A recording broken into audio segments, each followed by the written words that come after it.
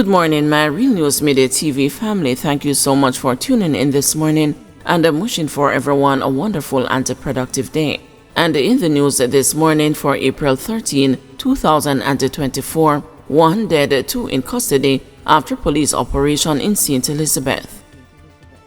One man is dead and two others are in custody following a police operation in Grosmont, St. Elizabeth about 11:30 Friday morning. Among the two in custody is an 18-year-old female.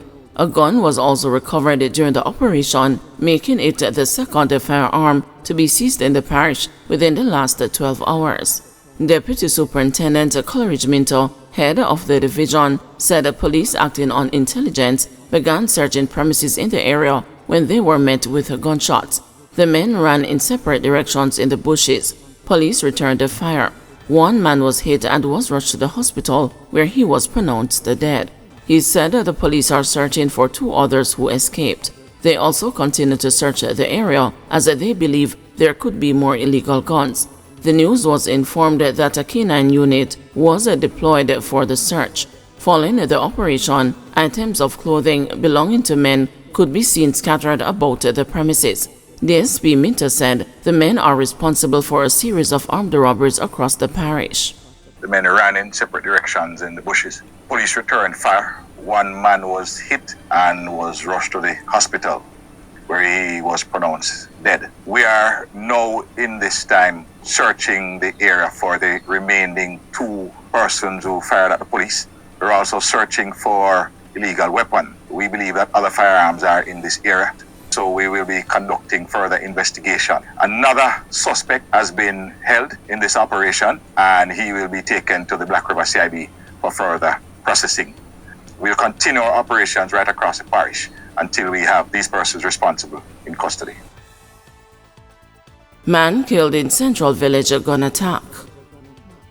The St. Catherine South police are keeping a close watch on sections of Central Village in St. Catherine after gunmen carried out a deadly attack in the community on Tuesday.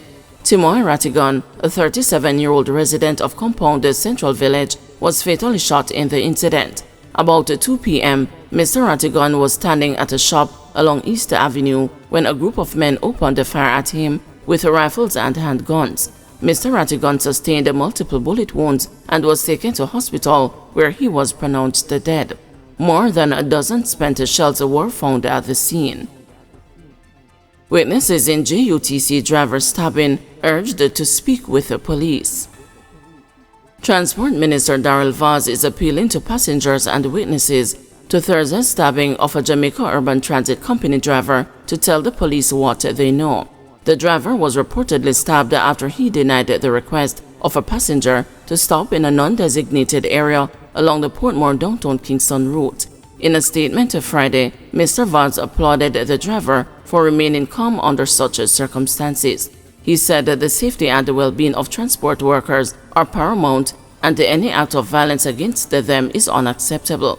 Mr. Vybz pointed out that the stabbing of the JUTC driver is not only a tragic event but also a stark reminder of the challenges drivers and essential workers face daily. He urged all stakeholders to come together to protect essential workers. The Transport Minister is also urging all JUTC employees to remain vigilant and report any concerns that they may have regarding their safety while on duty. In addition, Mr. Vybz said the ministry will have to consider its options to better protect JUTC workers who leave their homes before the crack of dawn each morning to provide service to the people of Jamaica. Third man charged for Hanover shooting. The Hanover police have charged 21-year-old Uroy Wilson, otherwise called Joe, of Chigwell, Sandy Bay in the parish in relation to a March 26 shooting in Mount Pelier, Sandy Bay. The police say Wilson was taken into custody during an operation.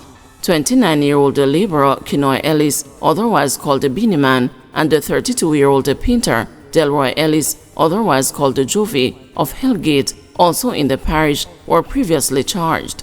The Lucy police say about 8 p.m., a man was walking home when he came upon a group of armed men who opened a gunfire at him. He was shot and his attackers escaped in a waiting motor vehicle. The injured man was assisted to hospital where he was admitted. Kartel retrial hearing set for June 10.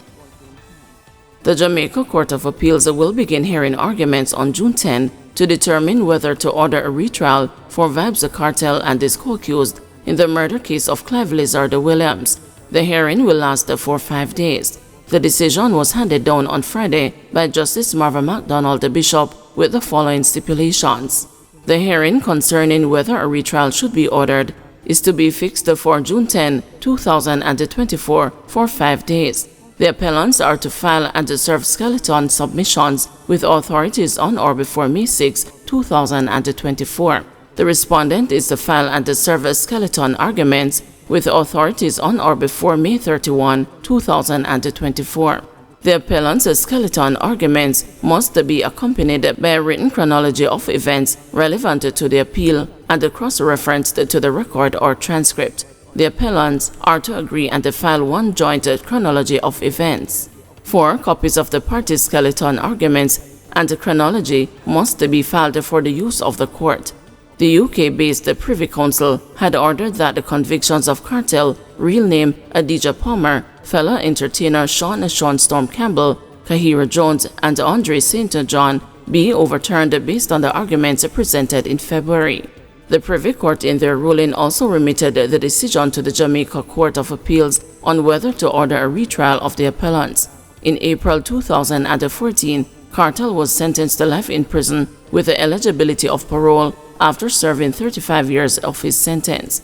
His co-accused were also handed life sentences, with Sean Storm and Jones being eligible for parole after serving 25 years and St. John being eligible after serving 15 years. Trelawny Municipal Corporation disputes the responsibility in tragic death of senior citizen who fell into trench. The Trelawny Municipal Corporation is distancing itself from the circumstances leading to the tragic death of 72-year-old Coral Brissett, who was hospitalized for 2 weeks after falling into a ditch at his gate. Brissett, a returning resident, died on Thursday while receiving treatment at the Cornwall Regional Hospital. He is said to have sustained a fractured neck and was left paralyzed after the freak accident in Jacksontown, Trelawny, earlier in March.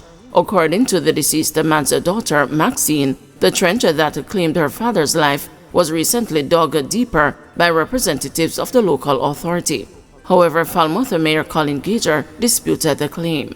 Speaking with the news on Friday afternoon, Gager said that the trench, which he said is an earth drain, was installed along that roadway some decades ago.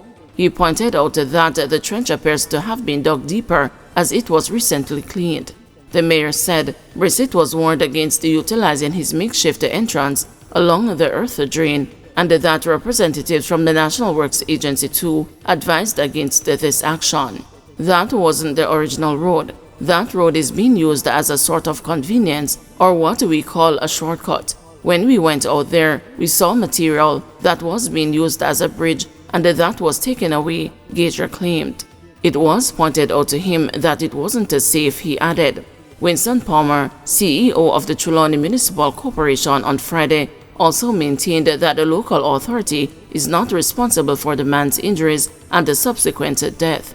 Palmer pointed out that the proper entrance to Brissett's home is located on an adjoining parochial road. The area in question is not somewhere that would be used to access your home. There is a parochial road where the proper entrance to the homes along that stretch can get persons into their homes without trying to cross that earth drain, he said.